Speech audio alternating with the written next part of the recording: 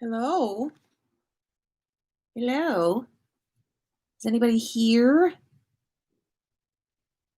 How's it going?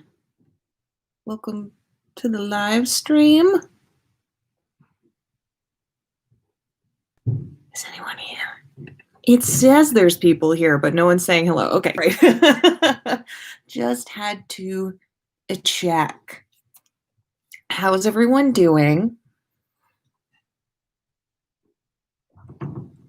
Where are you from?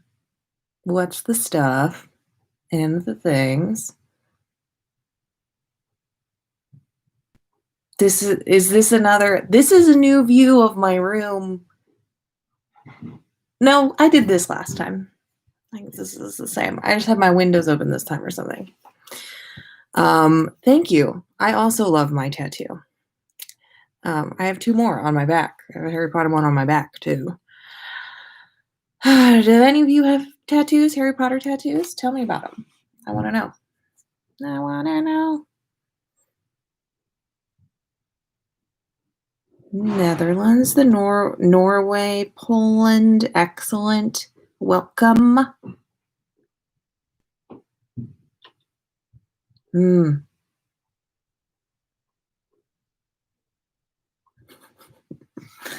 All right, everybody. Oh, I'm far less prepared for this than I should be. It's been a week. It's been a weekend here in the United States. So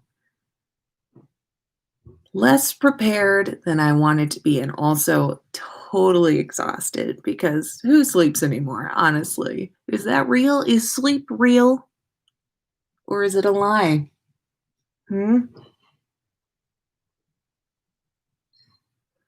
I'm not going to keep singing Phil Collins because I got to sing some other stuff today.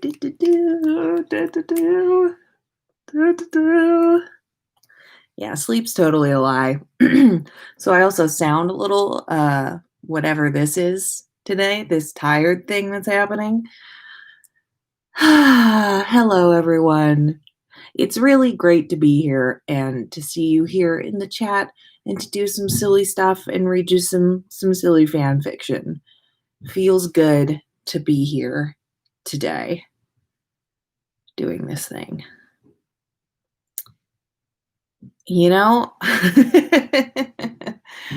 I do usually come through when I've promised to do something, but we did cancel our Patreon book club yesterday because I needed to go to a protest. Oh, welcome to the United States.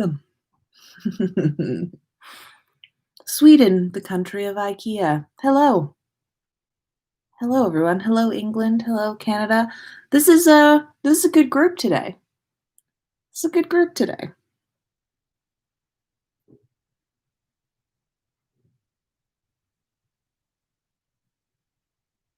Yeah, thank you. Shouts to all the patrons for being cool and letting me postpone book club so I could go to protest.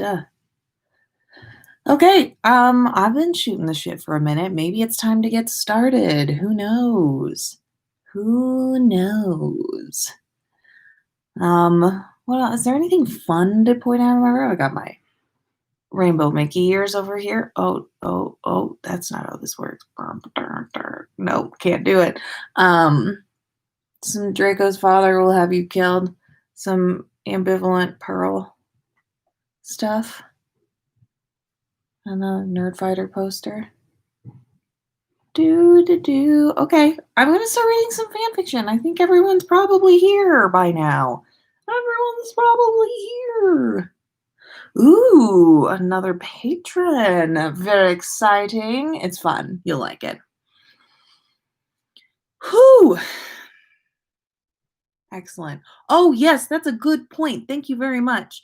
Today is the last day to submit to Yes Glitter.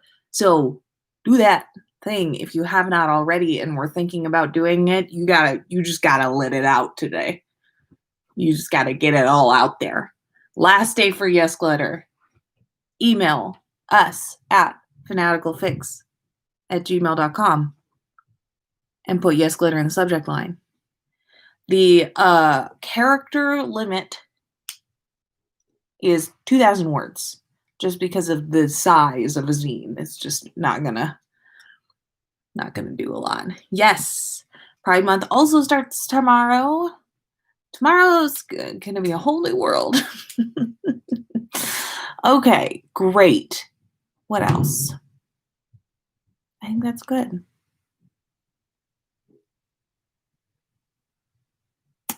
I think that's good. Okay, I think that means we're ready. I think that means we're ready to go. I've been bullshitting for 5 minutes, so I think it's time to read some fan fiction. Okay, I am going to start with I think I'm hearing things. I don't know if I know the other author's here, but I don't know if Karen's here. Karen, are you here? Either way, remember to be nice. I really like all the rainbows that are happening over here in the chat. This is good. This is a good way to this is a good energy to start this with. Okay. I think I'm hearing things. This is by Fantasy Girl 20. Again, these both were for our writing competition that we had over on our Discord. So they needed to have the main character needed to be like a side Hufflepuff or Ravenclaw. They needed to have a cup of tea as an item in the story, and there needed to be a Muggle pop song. This current story I'm about to read has four songs in it. Anyway, I'm very excited. Here we go. I think I'm hearing things. It was the 4th year of Hogwarts, and Ernest Macmillan could not get a date for the Yule Ball. He wanted to go with someone, but not a single girl would say yes to him. Finally, he decided to ask Harry to help him out. The Gryffindor common room was buzzing with news about the Yule Ball. Harry, however, couldn't care less, really. He didn't want to be involved in the Triwizard Tournament. Ron was being all out of sorts lately, and turned around whenever Harry tried to talk to him. Harry sighed, thinking he needed some space from everyone. He decided to leave the common room. As he walked out, he bumped into Ernie Macmillan. Harry's glasses fell to the ground with a soft clank. "Oh, I'm sorry, mate," Ernie mumbled and dropped to his knees to look for Harry's glasses. "Thanks," Harry muttered, and frowned as he put the glasses on. He realized his glasses were cracked once again. Squinting, he looked up and finally noticed Ernie. "Oh, hi, Ernie." He looked at him curiously. "This isn't your common room," he pointed out. "Oh, yes. Well, you see, I wanted to know if you could help me with, he said nervously. All of a sudden, Ernie was hearing something. A melody that he never heard before.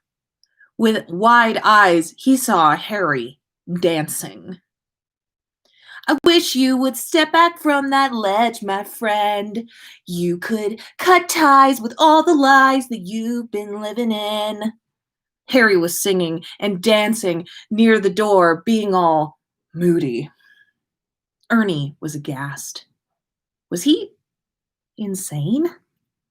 He looked around to see if anyone noticed, but there wasn't anyone in sight.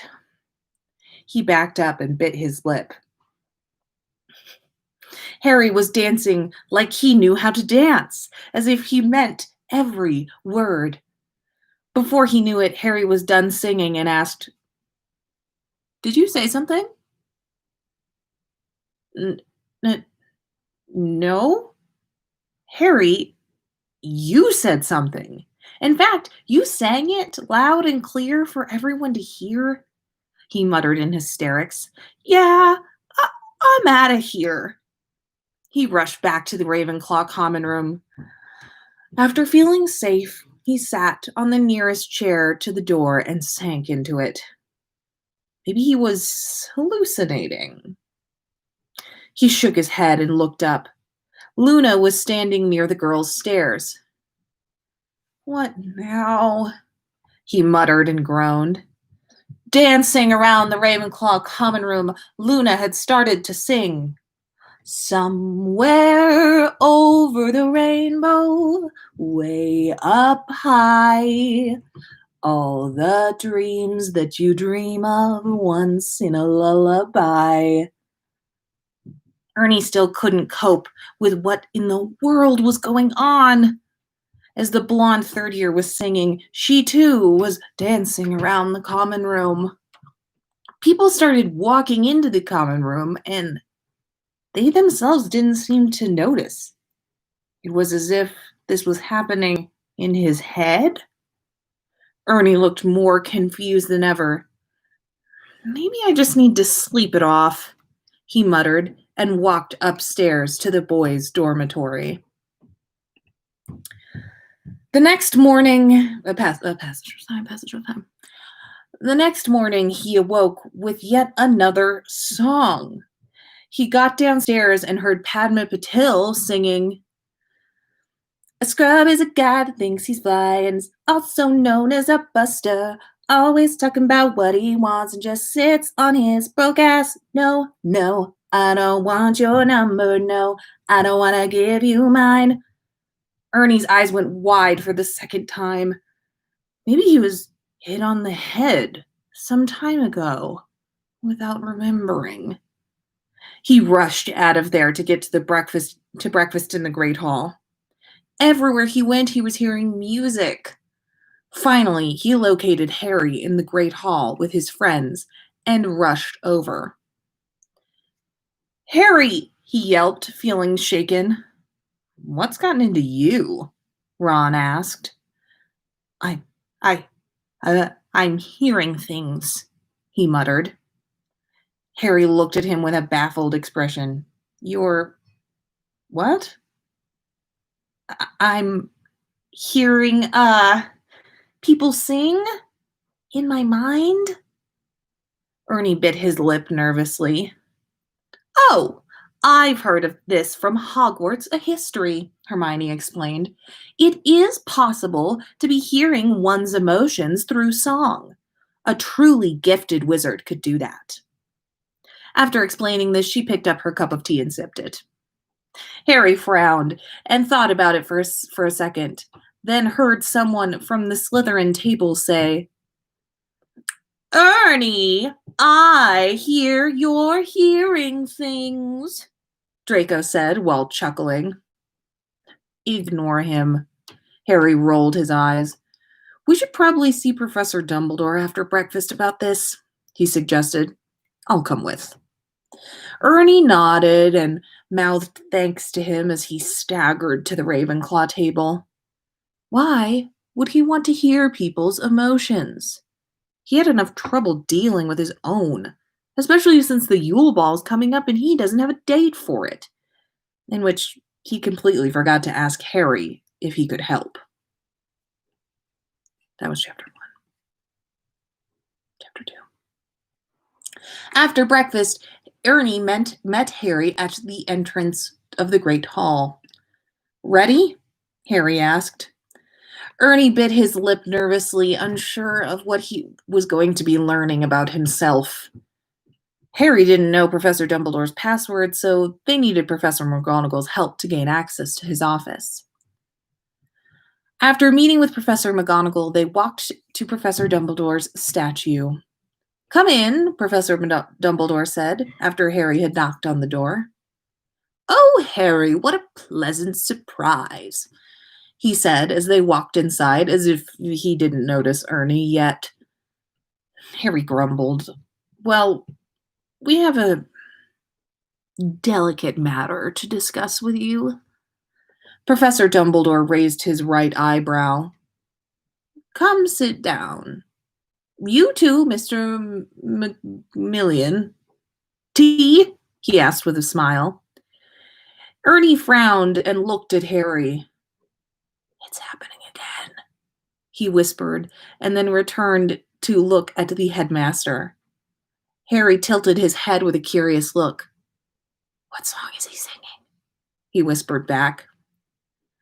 Professor Dumbledore started climbing onto the table, and with Ernie's horror, he was wiggling his butt and dancing.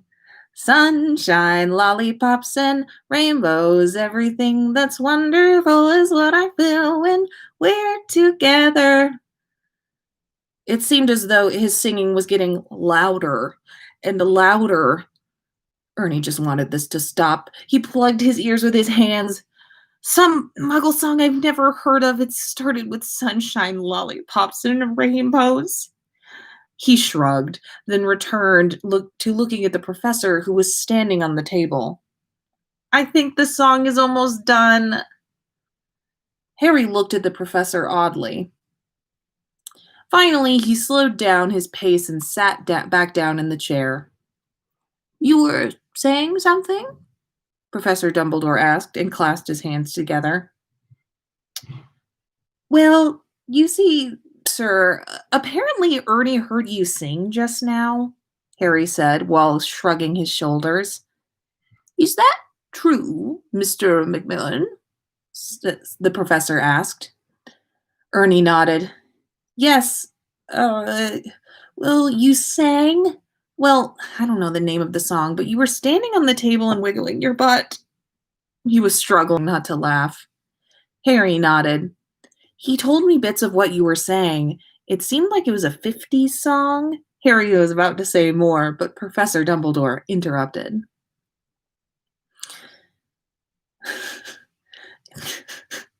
Professor Dumbledore stood from his seat, looking at Harry. Sorry, I don't need your services any longer. It seems as though I was mistaken. Ernie will now be the one to take down Voldemort, he explained. What? Both Ernie and Harry stood and yelled. I'm sorry, Harry, if I made you believe you were someone great, but Ernie is our champion. Professor Dumbledore paused, then left the room to get more hot water for the tea. Tea, anyone? He asked. Harry, looking disgruntled, yelled, You've got to be kidding me! You're telling me that all this time I was just a nobody? He left the room, slamming the door behind him. The end.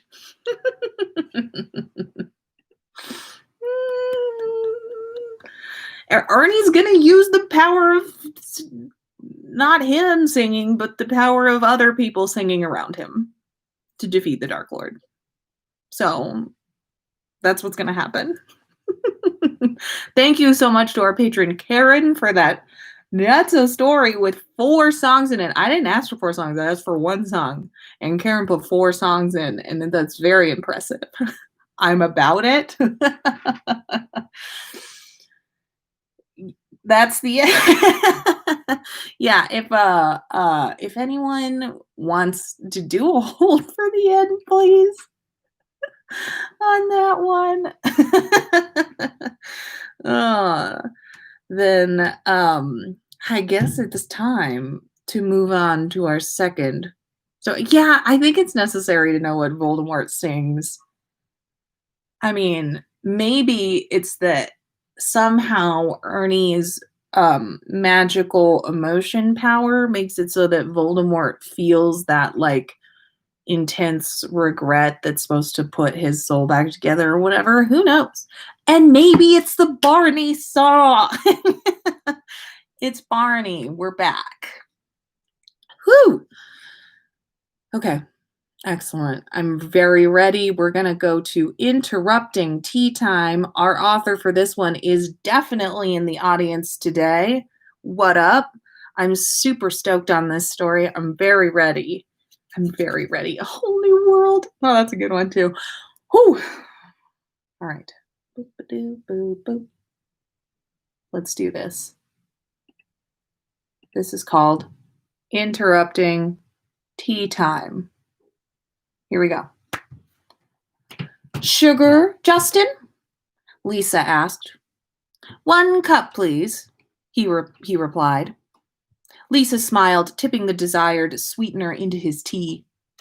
Lisa sat down again after passing the boys the delicate china, each of the 3 of them sipping as Justin continued his commentary on the role of servants in the magical and muggle worlds.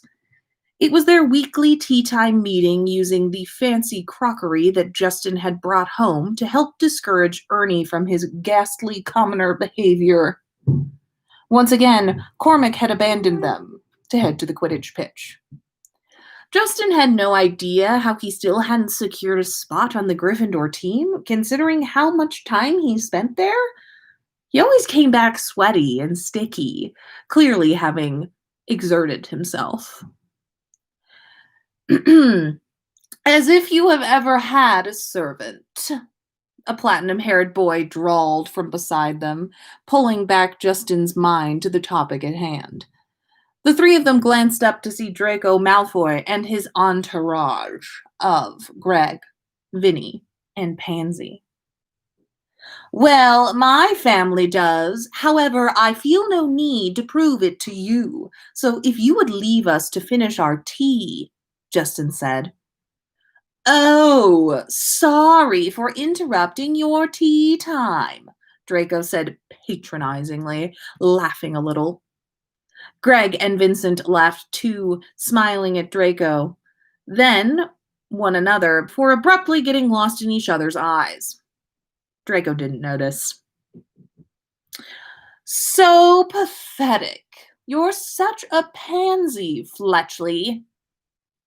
Hey, Pansy said, not taking kindly to having her name used as an insult. Draco ignored her. I wouldn't expect you to recognize civil behavior, Draco, Justin said. Don't talk to me like that, you filthy mudblood, Draco said, strutting forward and swiping his arm across the table, sending the tea set crashing to the ground. Ernie dived for the set, but he wasn't able to catch everything. They shattered on the ground, spilling tea leaves and shards of china all over the floor. That's it, Justin said, raising to his feet. You have crossed a line, scion of Malfoy. Those were family heirlooms that required respectful treatment. I demand satisfaction from you.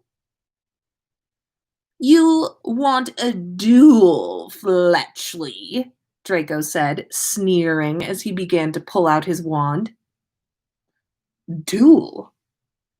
I thought, despite all else that you are, that you were at least of nobler heritage than a commoner, Draco, resolving disputes through fighting, Justin said, frowning and shaking his head. He sounded disappointed in Draco. That threw Draco for a loop. He couldn't comprehend someone implying that he was poor. It was such a devastating insult, after all.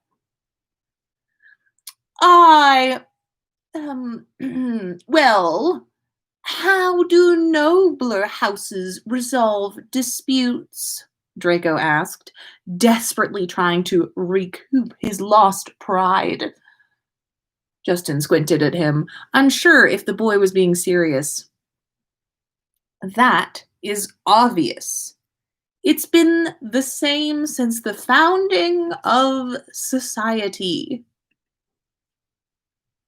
Which is? Draco asked, getting frustrated. A dance-off, of course. Draco looked shocked. But you wish to forfeit, Justin said. I suppose I expected as much. No, Draco interrupted him. I'll do it. I'll show you. So be it. Lisa, would you mind tuning us to something a bit more upbeat? Lisa nodded, grabbing the wizarding wireless they had fiddled with a bit so it could get a hold of Muggle stations, and turned on turned off the classical music they had been relaxing to over tea. Justin grabbed the front of his robes and yanked them free from his body. Underneath, he was wearing a full-body, gleaming purple unitard. His father had trained him before, when he had still planned to go to Eton, to always be prepared to protect his family name, and he took that lesson to heart, despite his change of schools. When the opening bars of Tub Thumping came on through the radio, he was ready. He hit the ground, getting low, breakdancing, corkscrewing, but every time he got down, he got back up again. He balanced on the balls of his feet, his body rolling upwards into a standing position, again in an impressive display of core strength. Draco watched him, the worry over Justin's skills making his mouth dry. He licked his lips as Pansy stood beside him, gaping at the muggle-born boy. Justin moved quicker, moving to the corner of the room, dropping on his knees to glide across the floor, casting a glissio to smooth out the floor to pull off the power slide. He nearly hit the corner walls, but instead pushed into them, turning his momentum into a backflip, landing perfectly. His arms came up. His housemates cheered him, and he danced towards Draco, a small smile on his face. It wouldn't do to let on how much he was enjoying showing Draco up. He got within a foot of Draco, thrusting his pelvis in Draco's direction to the beat of the music, moving around him as Draco stood awkwardly, trying to avoid meeting Justin's eyes. Justin wound down with the end of the song, backing away from Draco, his eyes flashing in perceived victory. Draco gulped. His turn. The next song started. Lisa and Justin both blushed as they heard the start of Barbie Girl and realized what Draco would be dancing to. Draco began to move, moving his arms awkwardly as he tried to get into the rhythm of the Muggle pop song. Ernie grinned and cackled, but Justin kept only a small, polite smile on his face. The chorus began abruptly, and Draco found himself having to move faster, his lack of experience making itself known as he almost tripped over himself as he tried to move his feet. All of his focus was on trying to pull off some kind of dance move. His father would never hear the end of this. Draco focused on the lyrics, on the beats that were pumping out of the wizarding wireless, and the rest of the world fell away. He was solely focused on outdancing Justin.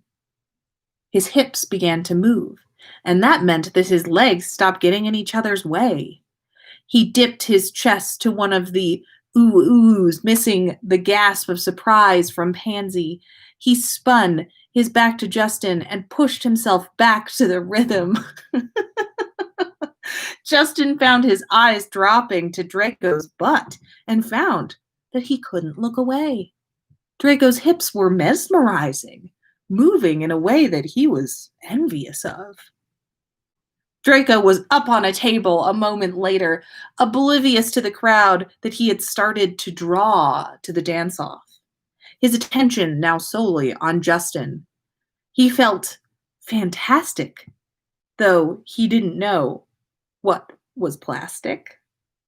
His hands came into his hair, and his hands came up to his hair, and the rest of his body froze as the wireless blasted out, and touch me everywhere.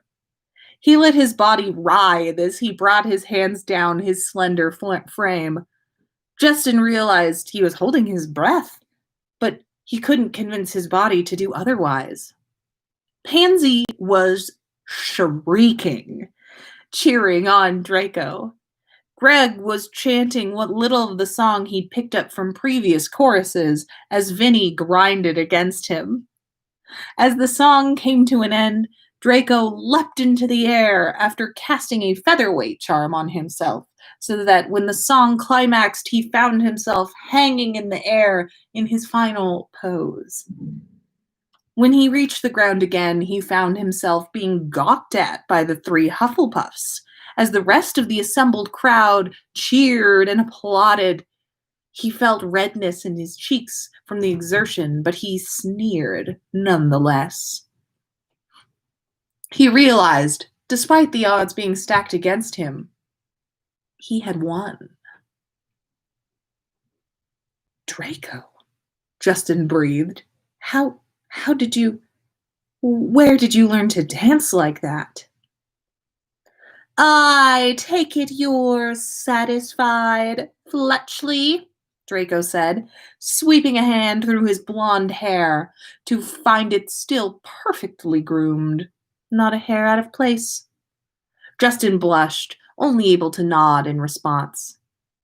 Draco strutted off, smirking at having shown up the idiot. He had rather enjoyed himself. He wondered whether he might dance again someday, perhaps even sing as well. Performing like that was certainly enjoyable, but he wouldn't want the Malfoy name associated with Muggle pop music. He'd have to go under a pseudonym. He thought for a second, and after struggling to come up with anything better than Dragon, he decided that would have to do for now. The end. I love that story so much. Very good. Some real good callbacks. That dragon callback is tops. Very, very good. Thank you very much for that story, authors in the chat. So thank you. Thank you, thank you, thank you.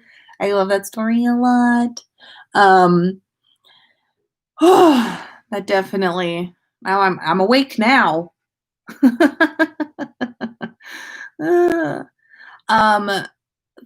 If you want to submit something to Storytime, you can send it to fanaticalfics@gmail.com, maximum 5,000 words.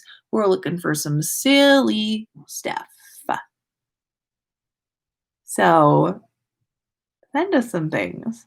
We're just sort of keeping going on this until we run out of stuff or whatever. So, again, second reminder, Yes Glitter, due today. It's due today. If you want to do Yes Glitter and you haven't sent it in yet, you have to send it to us today. Did you send me a Storytime story today? I don't remember that happening. Email me. Okay. I think that's it. I'm just like, I'm feeling dancy. Oh, it's your Yes Glitter. Okay. I'll get there. Feeling dancy. All right. Dance it out, everybody. Have a good day. It could be both. I just didn't remember that was in the title. We get so many emails and you expect me to remember every single one of them. Okay. Bye. Thanks for coming to Storytime. Have a great day. Goodbye. Bye.